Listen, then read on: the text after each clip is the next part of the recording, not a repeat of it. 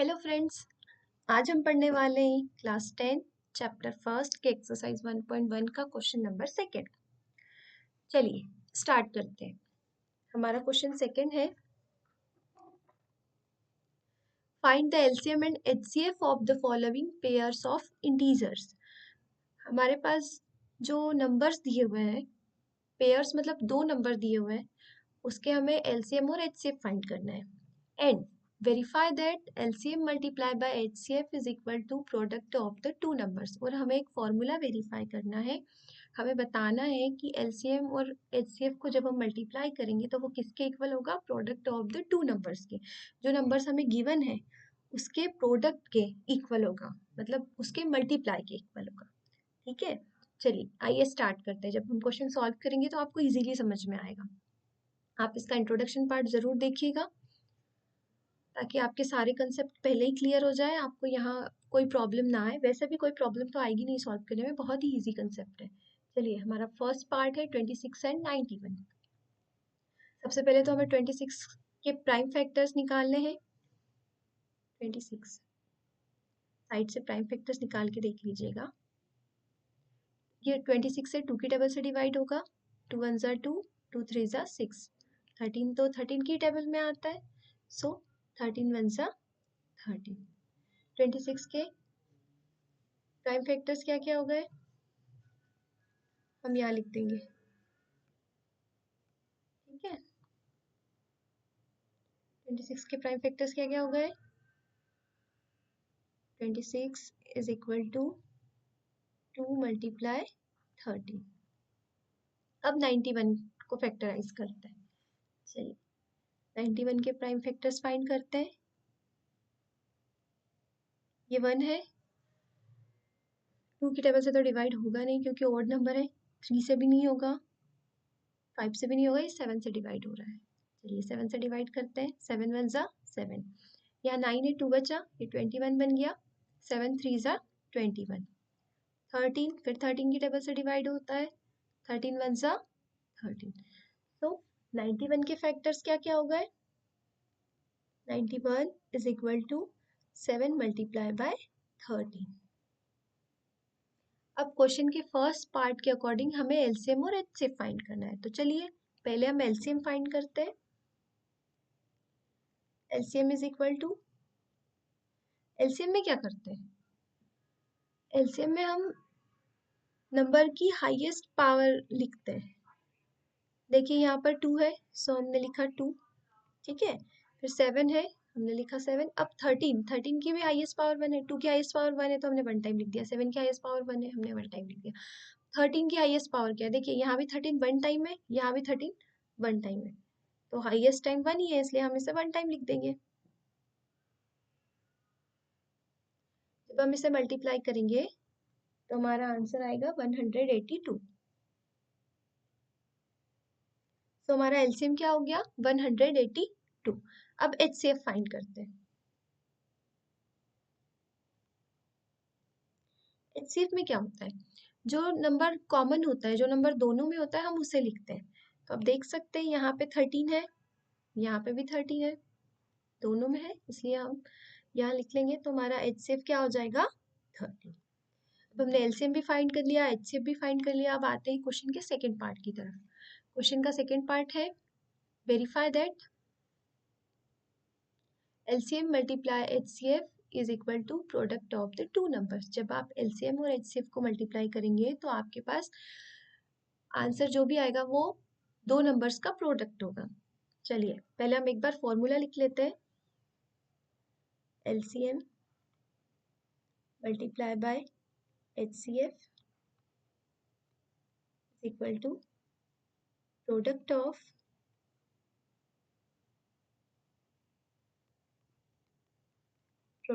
The two numbers.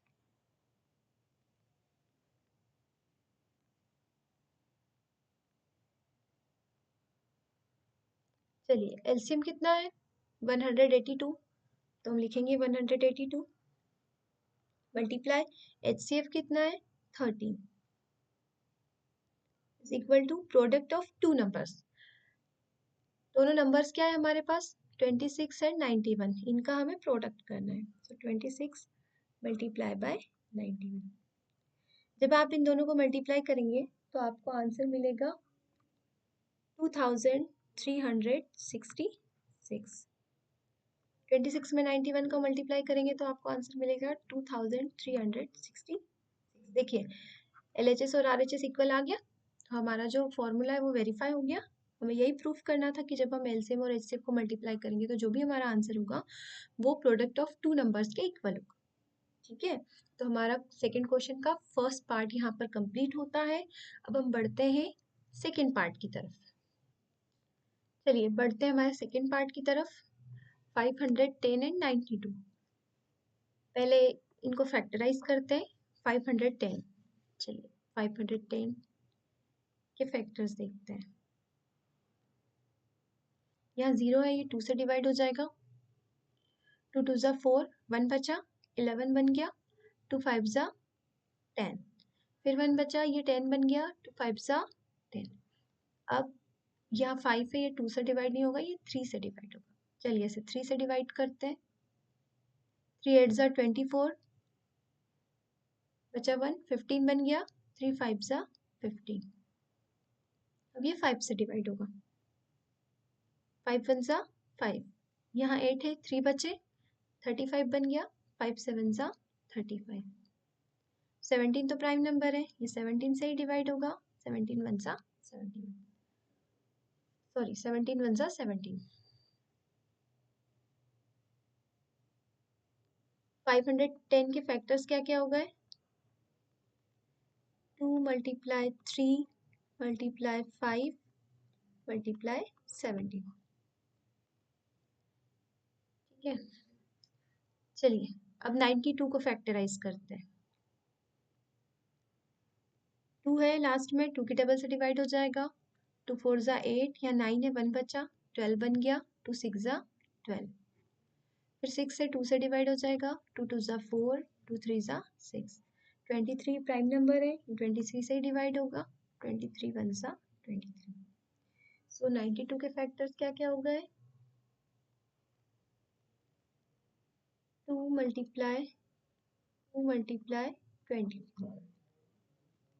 चलिए अब LCM find करते हैं। एलसीएम में क्या करते हैं? एलसीएम में किसी नंबर की हाईएस्ट पावर को लिखते हैं। जैसे 2 है, यहाँ 2 1 टाइम है, यहाँ 2 2 टाइम है। सो हाईएस्ट टाइम 2 टाइम हो गया, इसलिए हम 2 को 2 टाइम लिख देंगे। 2 मल्टीप्लाई 2। अब 3 1 टाइम है, ठीक है, हाईएस्ट 1 टाइम ही है। ओके, 5 भी 1 टाइम है, 17 भी 1 टाइम है, 23 भी 1 टाइम है। सो ये हमने लिख दिया। हमारे पास आया 2 multiply 2 multiply 3 multiply 5 multiply 17 multiply 23। जब हम इन सबको मल्टीप्लाई करेंगे तो हमें मिलेगा 23,460। ठीक है, अब हम इसका HCF फाइंड करते हैं। HCF में क्या होता है?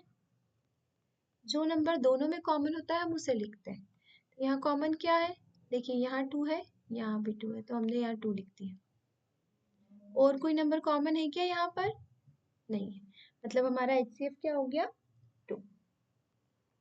अब हम बढ़ते हैं हमारे क्वेश्चन के सेकेंड पार्ट पर। हमारा क्वेश्चन का सेकेंड पार्ट है एक फॉर्मूला जो हमें वेरीफाई करना है, तो हम वो फॉर्मूला लिख लेते हैं। LCM multiply HCF is equal to product of two numbers.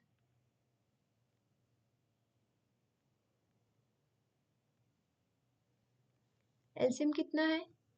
23,460 multiply by 2। Product of two numbers, हमारे पास दोनों नंबर्स क्या है? 510 मल्टीप्लाई 92। देखिए जब हम इसे मल्टीप्लाई करेंगे तो हमें मिलेगा 46,920। जब आप इसे भी मल्टीप्लाई करेंगे तो आपको मिलेगा 46,920। देखिए हो गया formula verify. LCM multiply HCF is equal to product of two numbers. LHS part और RHS पार्ट इक्वल आ गया, मतलब हमारा फॉर्मूला वेरीफाई हो गया। ठीक है, अब बढ़ते हैं हमारे क्वेश्चन के लास्ट पार्ट की तरफ, 336 एंड 54। पहले हम 336 को फैक्टराइज करते हैं।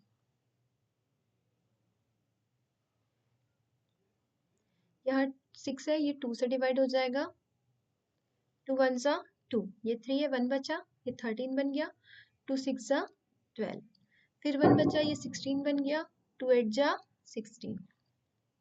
अब ये 8 है, फिर 2 से डिवाइड हो जाएगा, 2 8 जा 16, 2 4 जा 8, फिर 2 से डिवाइड हो जाएगा, 2 4 जा 8, 2 2 जा 4, फिर 2 से डिवाइड हो जाएगा, 2 2 जा 4, 2 1 जा 2। अब देखिए 21, अब ये 2 से डिवाइड नहीं होगा, ये 3 से डिवाइड होगा, 3 7 जा 21 एंड 7 1 जा 7। तो 336 के फैक्टर्स क्या क्या हो गए, 2 multiply 2 multiply 2 multiply 2 multiply 3 multiply 7। 4 time है ना, 1 2 3 4, हाँ 4 टाइम 2 है, 3 मल्टीप्लाई 7। ओके ओके, अब हम 54 को फैक्टराइज करते हैं। हो रही है 2 की टेबल से डिवाइड हो जाएगा, 2 2 जा 4, 1 बचा, 14 हो गया, 2 7 जा 14। अब ये 2 से डिवाइड नहीं होगा, ये 3 से डिवाइड होगा, 3 9 जा 27, 3 3 जा 9 एंड 3 1 जा 3। 54 के फैक्टर्स क्या क्या हो गए, 2 मल्टीप्लाई 3 मल्टीप्लाई 3 मल्टीप्लाई 3। ठीक है, अब हम एलसीएम फाइंड करते हैं। LCM is equal to, LCM में जो नंबर हाईएस्ट बार आया है उसे लिखते हैं। जैसे 2 है, कितने टाइम आया है, 1 2 3 एंड 4, तो हम 2 को 4 टाइम लिख देंगे, 2 मल्टीप्लाई 2 मल्टीप्लाई 2 मल्टीप्लाई 2। अब 3 यहाँ पे 1 टाइम आया है और यहाँ पे 1 2 3 टाइम आया है, तो हम 3 को 3 टाइम लिख देंगे, 3 मल्टीप्लाई 3 मल्टीप्लाई 3। अब 7 1 टाइम है, तो हम इसे लिख देंगे, क्या हो गया, LCM 2 multiply by 2 multiply by 2 multiply by 2 multiply by 3 multiply by 3 multiply by 3 multiply by 7। जब हम इसे मल्टीप्लाई करेंगे तो हमें मिलेगा 3024। ठीक है, अब हम HCF फाइंड करते हैं। HCF में क्या होता है, जो नंबर दोनों में कॉमन होता है हम उसे लिखते हैं। देखिए यहाँ 2 है, यहाँ भी 2 है, सबसे पहले तो हम लिख देंगे 2 मल्टीप्लाई। देखिए अब यहाँ 2 है, यहाँ नहीं है, ठीक है, यहाँ 3 है, यहाँ भी 3 है, सो हम लिख देंगे 3। और कोई नंबर कॉमन है क्या, यहाँ 3 है, यहाँ नहीं है, यहाँ 3 है, यहाँ नहीं है, यहाँ 7 है, यहाँ नहीं है, ठीक है। सो हमारा HCF क्या हो जाएगा, 2 3 जा 6, हमारा HCF हो जाएगा 6। ये हमारा क्वेश्चन का फर्स्ट पार्ट कंप्लीट हो गया। अब सेकंड पार्ट है फॉर्मूले को वेरीफाई करना। चलिए हम फॉर्मूले को भी वेरीफाई कर लेते हैं। LCM multiply HCF is equal to product of the two numbers.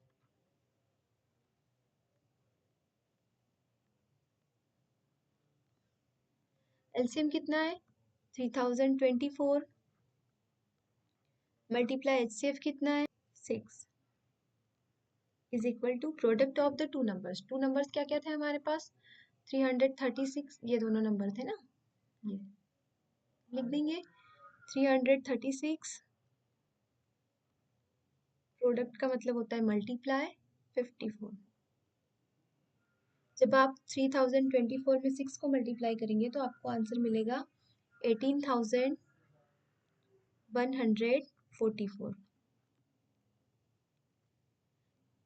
जब आप 336 में 54 को मल्टीप्लाई करेंगे तब भी आपको मिलेगा 18,144।